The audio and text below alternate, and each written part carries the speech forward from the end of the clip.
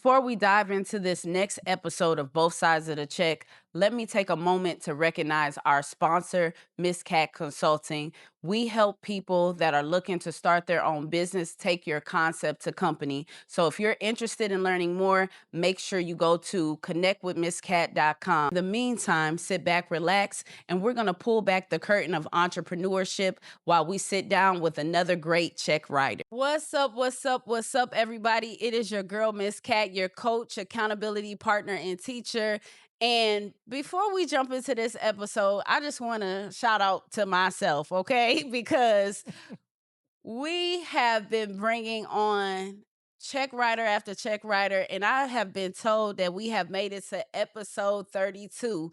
And for some, that might be, a small feat, but for me, I'm excited and I'm happy about that because it is true that consistency is key, and we've been dropping a new episode every single Monday at 6 a.m. So shout out to me for keeping that going. So with that being said, today is like any other great Monday, right? When we bring on yet another check writer. So let me stop yapping. Tell them who you are and what it is that you do. All right, this is Ryan Ryan Akers here with the check writer community. Serial entrepreneur out of Houston, Texas. AYG Insurance and Financial Services. Mr. Frickles Pickles, straight out of Acres Home, Texas. Royalty R Enterprises. We're a trucking and logistics company.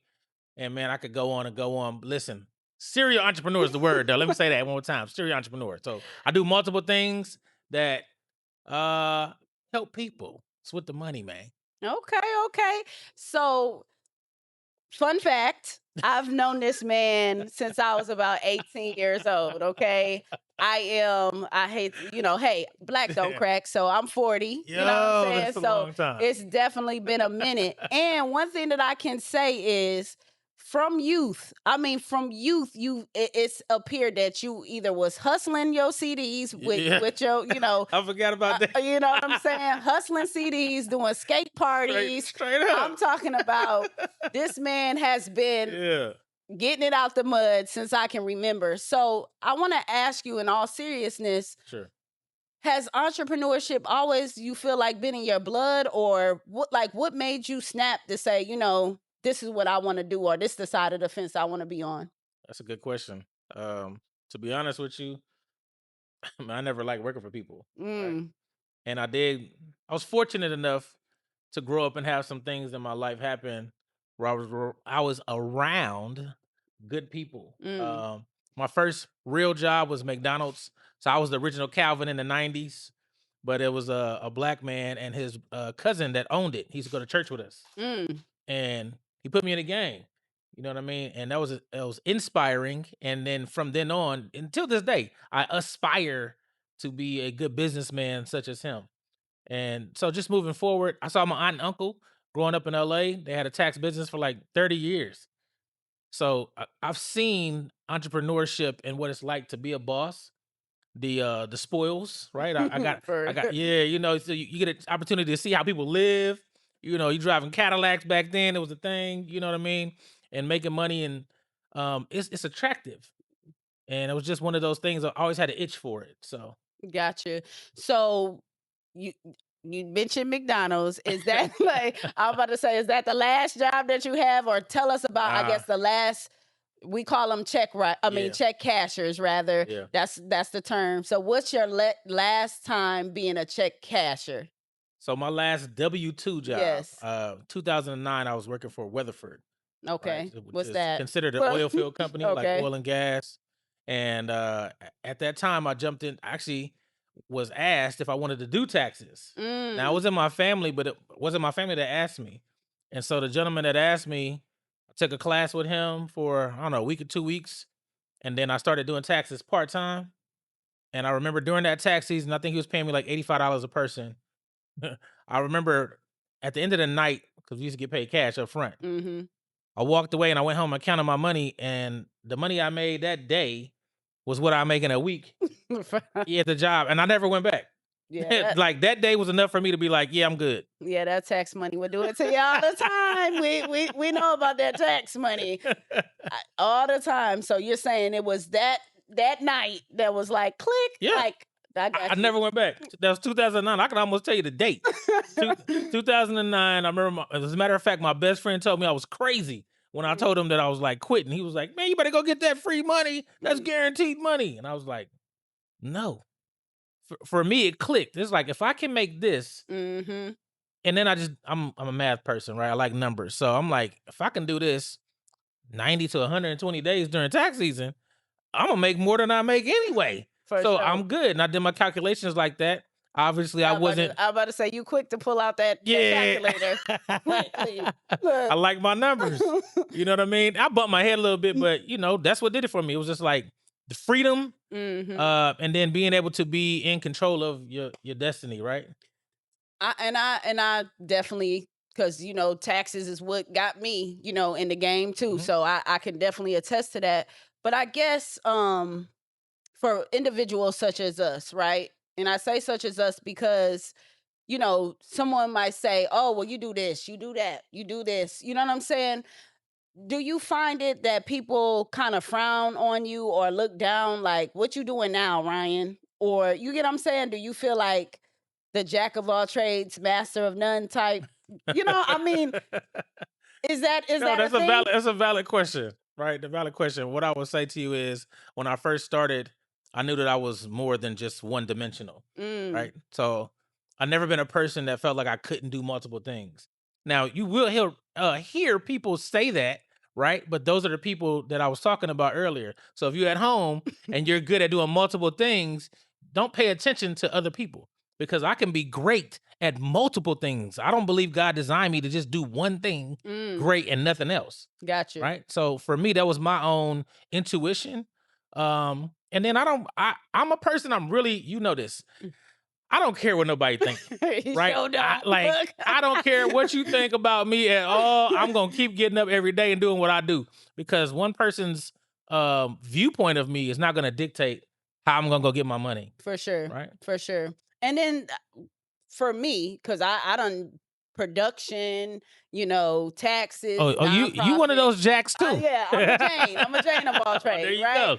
But what I find is that sometimes you gotta make a quick adjustment. You know what I'm saying? Like you might get into something and it's like, oh, I thought this was cool, but then once you get into it, you're like, nah, that ain't it, or what, Facts. whatever the case may be. So I think having many of things, it can help you pivot quickly. And then we just in a time, I know that people overuse multiple streams of income. I was ready to say that. But nowadays, it's pretty much a necessity. Well, this ain't even an option. If you're an entrepreneur jumping off the porch and I think you only have one, you better learn to do something else a little bit different, or figure out. And I will say this too. I've been blessed to be able to have things that intersect. So different businesses that I was in were intersecting, and that's kind of another thing for me that made it a little bit smoother. I love right? that. Because with the tax office, I'm meeting with tax clients, and they were asking me about credit, right? So I'm like, well, let me learn how to do some credit. Then they were asking me about real estate. I'm like, let me get into real estate. And they're asking me about insurance, life insurance, and trust and stuff. I'm like, let me get into all these things to make those things easier, because what I found out was I was giving away money. That part. So why not keep it in house? I'm a numbers person. So after tax season, I started that handy calculator. I started doing my numbers on how much I was giving other people, and I'm like, I think I can do that myself. For sure. Why should I give it away when I can do it all? So that's kind of my thing. So if you can figure that out for your own self, right? Find things that intersect with whatever it is that you're doing, and you can do multiple things easily. And this is the first times, because I've had many, people on the show and things of that nature. And this is not the first time that this conversation has come up, but I think it's the first time that somebody said, if you're going to do a thing, like, or several things, like, make sure that they intertwine. So that I think that's a good nugget and gem. And matter of fact, in my big grown age in entrepreneurship, I'm like, look, if it don't make sense with the other stuff that I got going on, is that safe to say? I think we're a little too seasoned to just be all over the place. Yeah, you know what I'm saying? So now I'm just to the point, like, I don't like complicated. Well, I can do complicated, but for my own life, I like peace, right? Exactly. So let me do things that I can do with peace and easily. and make a lot of money in the The process. money is definitely there. Most of the things I do is service-based. Yes. So I love people, right? I do want to help individuals, but I know that I'm going to make something off of it. So while I have no problem helping individuals, I also know that I'm going to help myself. For sure. For sure. So through your journey of entrepreneurship, I know that there's been, the high of highs. Yeah, for sure. The highest of highs, right? Facts. And there's some lows of lows, right? Hell yeah. All right. So, hell yeah. So being, a check writer, as we call ourselves, sometimes we write that check and it come up non-sufficient funds, right? Yeah. So tell us about, and I know you got a few times, but for sure. Look, it's not one. Look, yeah. If you're gonna be an entrepreneur, you're gonna go through some stuff. So whatever you would like to share, you know what I'm saying? For those that are listening, tell us about a time that you hit an NSF in your journey of entrepreneurship. All right. So in theory, I won't say an NSF in like writing and it bounced. But what I will say is there's so many, right? I think on your journey in entrepreneurship, part of being an entrepreneur is learning how to pivot, right? So learning how to make sure that you don't take an L, and then the L that we used to say was, oh, I'm taking a loss. No, make sure you take that L where you're learning. Because a lot of times there were things that I just didn't know, right? And it's like when you're first generation, whatever it is, who do you go ask in your family? My parents are not entrepreneurs. They do not own a business. They don't have rental houses. That's not their thing, right? So I would think that I'm like most people, right? We don't necessarily have that. So it's like I was kind of forced to hit my head a lot of times and learn, all right, that's a wall. Can't go that way. All right. I lost a lot of money doing this. Maybe I need to do something a little bit different or, tweak and learn and turn different things. So my suggestion would be for anybody that's out there that feels like you're taking a loss or feels like, you're in a struggle period. Yeah, I'm gonna keep that word struggle period because I've lost. All right. Yes, I had an amazing life. I still have it, right? I'm blessed, but I've also lost along the way. I'm a risk taker. Some entrepreneurs out there don't consider themselves risk takers. Unfortunately, the people that I've seen win the biggest, they take the biggest. Yeah. Right. So when you see the people that are out there, I'm going to use this person in particular. I'm going to use somebody in the Black community, right? You have Jay-Z. I'm just going to use him. Jay-Z is now a multi-billionaire because his mind is so vast. He does multiple things, right? Gotcha. But he's taking losses. They had a clothing company that was really good for a second, and then blam, blam, blam. Yeah. It bombed, right? To where they sold it for a little bit of nothing. They were in debt. But look at him now, right? So it's one of those type of things. You can look at 50 Cent. And I'm using these people because I know we like the hip hop community. Yeah. But 50 Cent is a person that somebody took a big chance on him, a big risk. It paid off tremendously, right? And then he himself did the same type of thing. He's put money in businesses. He's lost money in businesses. But again, staying consistent. Look at him now. And so for you individuals out there, and even for myself, because I'm doing business. Because I was about to say, sir, you just danced around the whole question. No, I'm saying the question was, have you in your journey taken a loss? Hell yes, I've said it. Listen. Do you have one that you would like to share with the people? Yeah, I've lost a house. I've lost cars. I've lost money. But I guess the point is like, what you want to know the details? Not necessarily that, but what I'm saying is like, did you make a bad risk? Did you know what I'm saying? Like, it's a risk. I think it's all 50-50, right? Bad risk is relative to the situation. So what I would speak to in particular is one that happened with trucking, right? I got in trucking in 2018 is when I started the full logistics company. In 2014, I started a moving company. So I've been in it for a minute. And in 2021, the laws changed. It took effect in 2022. And guess what?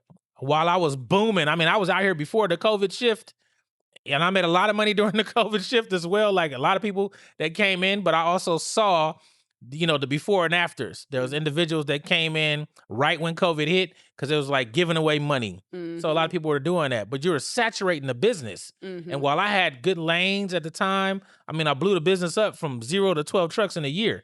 Back then, that wasn't really heard of. You know what I mean? So salute to myself.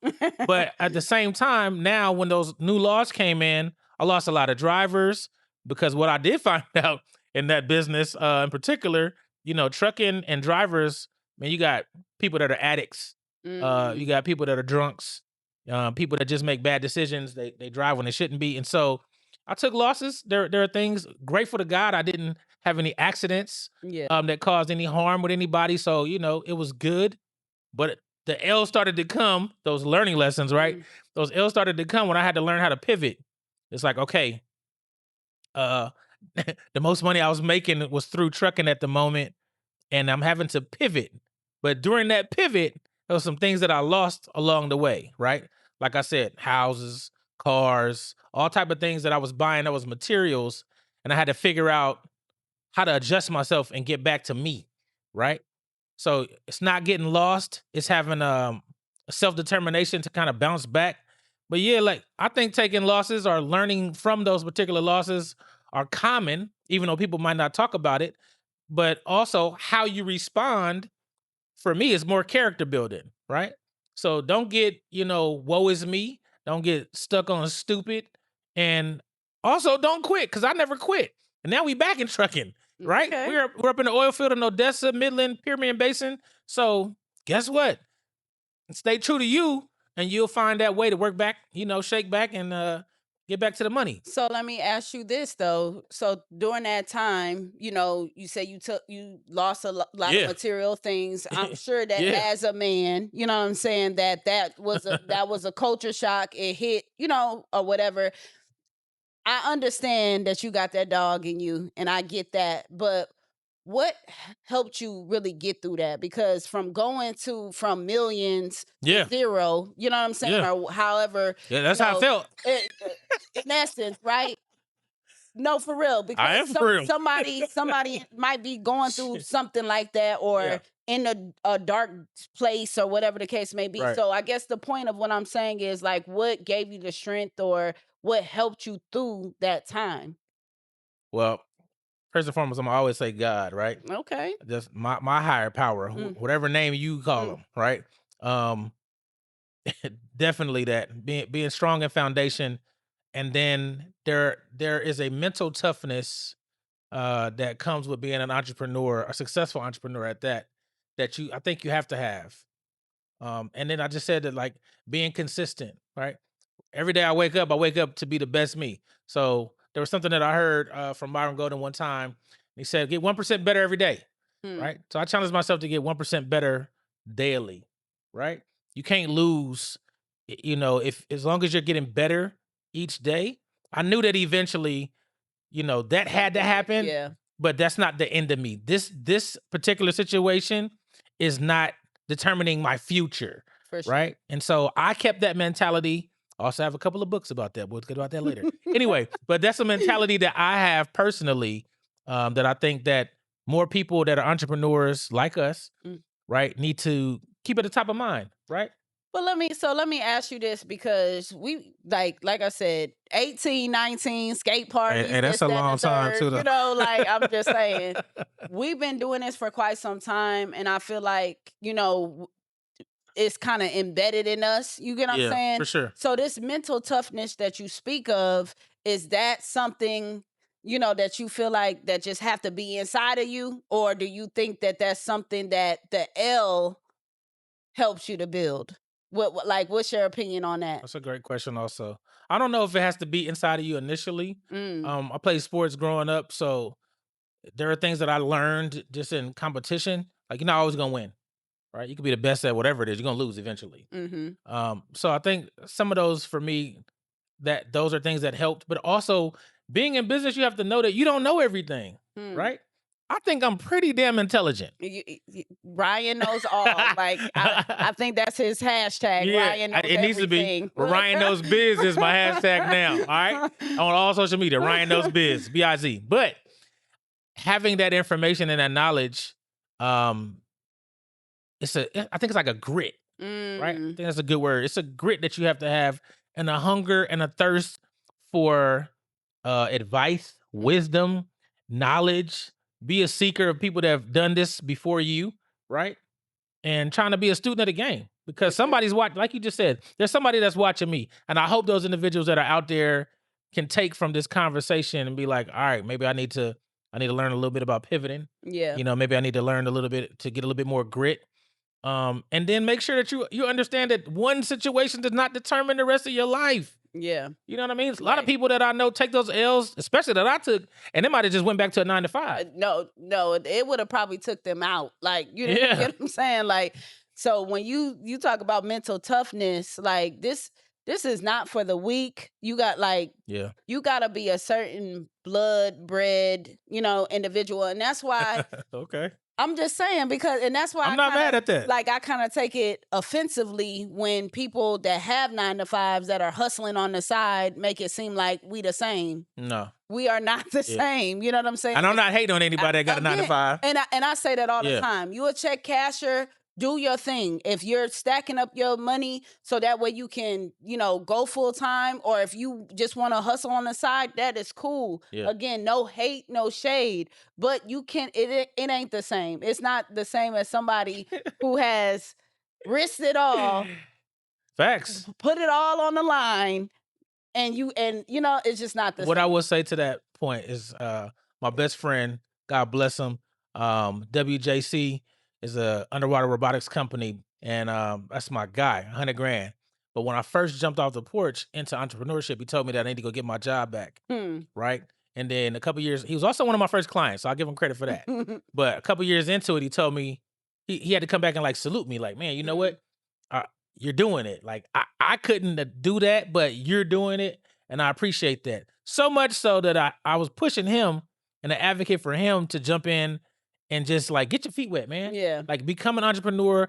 If they're paying you this, how much could you do by yourself? For sure. Right? And right now he's on the precipice of one of the biggest contracts. This contract's going to change his life. For sure. Right? This financial move that he's about to be a part of for his company and the blue workforce, salute to him, is going to change his life. But he wouldn't have done that, and he couldn't have got that simply by working that 9 to 5. It wouldn't work. For sure. And so that leaves us to the last point, so we've segmented so greatly into this last point. For those that are, on the fence of becoming a check writer, or maybe, they okay, I got my LLC. You got the paper. Don't laugh. You got the EIN. We're not here to judge, sir. Okay. I'm not judging. The point is, they just started a business. You know what I'm saying? What's next? Like, give them some. Let's leave the people with some type of deposit. You've been doing it this whole time, but let's final thoughts of what. Somebody that just has their LLC. They maybe just got their LLC. They're thinking about becoming a entrepreneur full time. Maybe they've been like, man, I'm tired of this job. Yeah. You know what I'm saying? Okay. What's next? Well, salute to if you made that decision, first of all, to jump off the porch and you're saying, like, I'm fed up, I just want to go bet on me, salute to you, because that's a big bet, right? But as Miss Cat just said, right, get your DBA. If you can't get your LLC in whatever state you're in, it might be expensive. But build up to getting. And other thing that I'll say is this: it's not just LLCs. Get your corporation. There's 4 different statuses, right? Okay, you can get your corp, your INC, your LLC, and your LLP. Figure out what your business is going to be first before you get into a business, and then go with that. And then learn how to designate your business. Are you going to be a S corp? Are you going to be a C corp? Like, there's designations to this. A lot of times people I see just throw information out there, but they're not really giving you the real truth behind it, because how you designate your business can affect you tax-wise, which yes. right? But there's benefits and certain benefits to designating your business a certain way. So get that out the way. Get your EIN. It's free. Okay? You ain't got to pay for that, so don't let nobody charge you for an EIN. It's free. Go to _IRS.gov. Get your EIN. And then get you a business bank account. All right? Now they're asking for operating agreement. Go online. ChatGPT exists. Perplexity exists. Go get you a operating agreement. Put it together for your business. Take all of that to the bank. Your bank account's open. Start establishing business credit and keep it moving, man. And guess what? There's so much knowledge and information right now online, Kat. Much more than when I started and when you started. For real. So YouTube University, let that be a great asset to you. Not everything out there is not accurate. So do your own due diligence.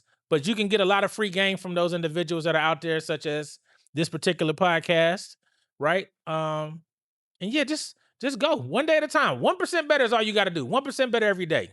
I love that. I love that. Well, Ryan knows all. No,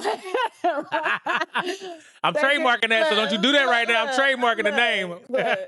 Well, no, for real. On a serious note, thank you so much for gracing the platform and coming through and just sharing, the knowledge and the jewels that you have. So for those that want to stay connected with you, I know you got 11 things that you do, probably 11 social media. So let's. I'm only gonna give them a couple. I'm about to say, and losing myself. Give them one or two, to get started with. Listen, Ryan Knows Biz on Instagram and TikTok. Also, Mr. Frickles on all platforms, even MrFrickles.com. That's MrFrickLZ.com or Mr. Frickles on all social media platforms. And then go check out AYGFinancial.com. Check us out for all your insurance needs. We do life, health, accident, property, casualty. Like if you need it, we got it. And we also do and specialize particularly in employee benefits. So check us out, hit us up. I'm here to help and here to serve. If you're a truck driver out there and you're looking for truck work, truckingwithroyalty.com. Give us a holler. I'm sure they'll find you some kind of way. Yeah. Smoke signal. Look, we do it all. Like tap the line. We're there, buddy. No. No, but seriously though, thank you so much for joining me today. This was a great way to wrap up season 4. 32 episodes. Congratulations to you, by the way. Thank you so much, because it's been a journey, but you're real boss. You know that? I appreciate that. Thank you. Yeah, you're real boss. I try to be. I try to be. But for those that, want to stay connected with me, I just have one social, and it's at connectwithmisskat.com on all social platforms. But seriously, though, if you are looking to take your concept to company, if you're looking to take that idea and start making income with it, get with me, your coach, accountability partner, and teacher. I can help you take those things from, like I said, concept to company. So connect with Miss Kat on all socials. Connectwithmisskat.com is my website. Make sure that you go and get a t-shirt. Strategy is the new hustle. Okay. We not hustling no more. We using strategy. Okay. So get your t-shirt, merch.connectwithmisskat. And we got it going on. So this is a wrap of season 4. Make sure that you stay posted for season 5. We're going to keep bringing the check writers. We're going to keep doing a thing. But I just want to say thank you to every single one of y'all that have followed the journey and that have stayed tapped in to this point. So I'm going to keep showing up as long as y'all keep showing up. So thank y'all for being y'all, and I'm going to keep being me. And y'all stay tuned for both sides of the check. We'll be right back.